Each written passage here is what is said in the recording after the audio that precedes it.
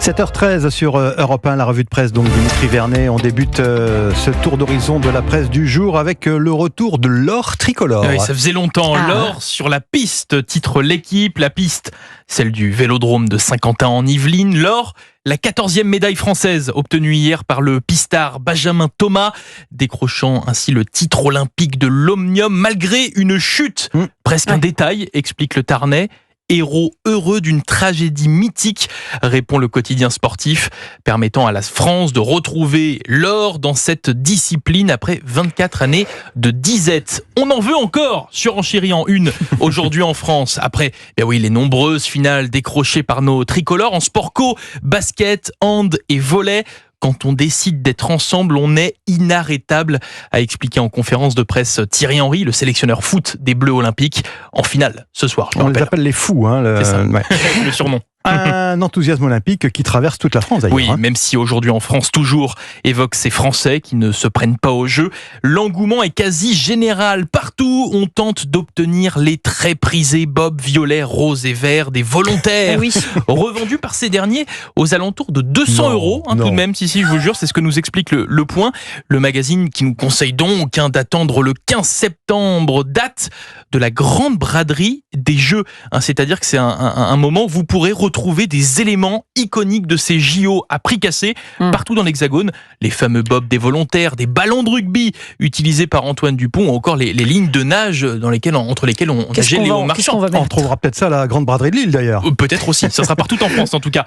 Objectif de cette initiative, la volonté des organisateurs de faire des JO de Paris les Jeux les plus éco-responsables. D'accord, mais c'est un modèle qui a quand même montré ses limites. C'est ce que nous explique en substance Emmanuel Ducrot, qu'on connaît bien dans le journal L'Opinion, et cet article nommé « L'idéologie alimentaire à l'épreuve de la réalité athlétique ». Quelques lignes où on découvre un gros couac de l'organisation dans la cantine du village olympique qui, par esprit d'éco-responsabilité, avait prévu initialement de limiter drastiquement les quantités de viande dans les assiettes des sportifs. 15% de protéines animales et pas plus. Alors cela n'a pas plu aux athlètes qui ont commencé à déserter le self, obligeant le comité à revoir sa copie pour passer à 40% de protéines animales, puis 60%.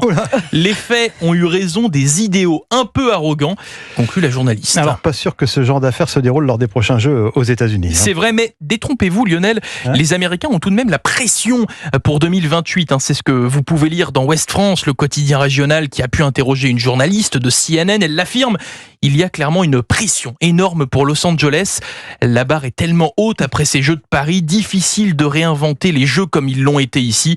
Les Américains le savent bien, plutôt flatteur. Un succès qui, sans aucun doute, va être utilisé par nos politiques. Ici, en France, on apprend par ailleurs dans les pages des Échos que la gauche ne souhaite pas laisser Emmanuel Macron s'approprier ces Jeux. Un athlète va dans le même sens dans l'humanité. Hugo Hay, le finaliste du 5000 mètres, dans un entretien, il dézingue le président. Emmanuel Macron est hors sol. Je voudrais lui dire que ce ne sont pas ses jeux, mais ceux des athlètes, et surtout qu'en bas ça gronde, qu'il faut écouter les demandes de justice sociale, la colère du peuple, conclut l'athlète, ouvertement proche de la gauche, soutenu même par la députée insoumise Aurélie Trouvé.